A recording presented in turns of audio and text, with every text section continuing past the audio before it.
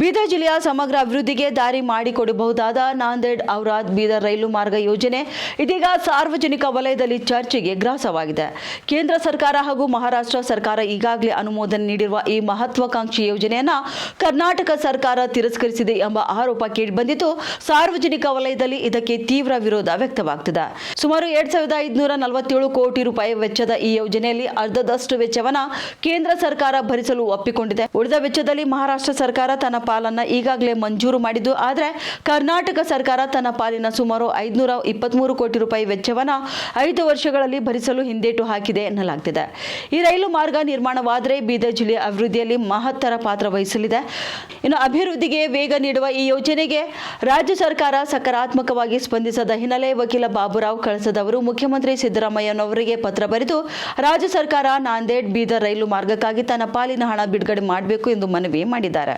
ಇಲ್ಲಿನ ರಾಜಕಾರಣ ಮಂದಿ ಗಮನಕ್ಕೆ ಹಾಸ್ತಿಲ್ಲ ಅಂತ ಇದು ಬೇಡಿಕೆ 15 ವರ್ಷ 20 ದಿನ ಪೆಂಡಿಂಗ್ ಇದೆ. ಇದು ಎಲ್ಲಿಯೇ ಗುರು ಗೋವಿಂದ್ ಸಿಂಗ್ ಜನ್ಮದಿನ 500 ಇಯರ್ ಮಾಡಿದ್ರು. ಆ ಪೀರಿಯಡ್ದಾಗ ಮನಮೋಹನ್ ಸಿಂಗ್ ಪ್ರೈಮ್ ಮಿನಿಸ್ಟರ್ ಆ ಪೀರಿಯಡ್ದಾಗ ಇದು ಮ್ಯಾಟ್ರನ್ನ ಪಾರ್ಲಿಮೆಂಟ್ದಾಗ ಹೋಯ್ತು. ಅದು ಆಯಿತು. ಆನಂತರ ಲಾಸ್ಟ್ ಇಯರ್ನಲ್ಲಿ ಮಹಾರಾಷ್ಟ್ರ ಗೌರ್ಮೆಂಟ್ ಮತ್ತು ಸೆಂಟ್ರಲ್ ಗೌರ್ಮೆಂಟನ್ನು ಇವರು ಒಪ್ಪಿಗೆ ಕೊಟ್ಟಿದ್ದಾರೆ.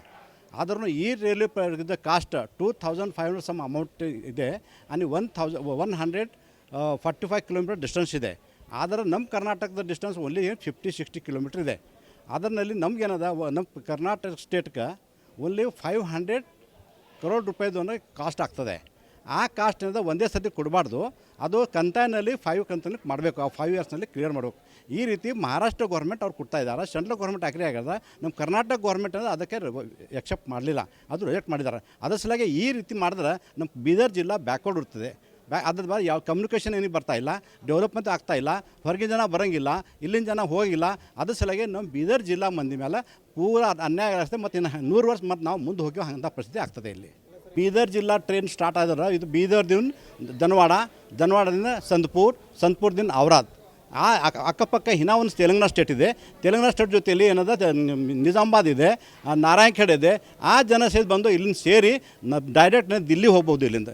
ಯಾಕಂದ್ರೆ ದಿಲ್ಲಿ ಟು ಇದು ಬೆಂಗಳೂರು, ದಿಲ್ಲಿ, ಕಾನ್ಪುರ್, ನಾಗ್ಪುರ್, ದೆನ್ ದಿಲ್ಲಿ ಇದು ಶಾರ್ಟೆಸ್ಟ್ ರೂಟ್ ಆಗ್ತದೆ. ಮತ್ತು ಜನರಿಗೆ ಏನದ ಅನುಕೂಲ ಆಗ್ತದೆ. ಮತ್ತು ನಾವು ಟೈಮ್ ಕನ್ಸ್ಯೂಮ್ ಆಗ್ತದೆ.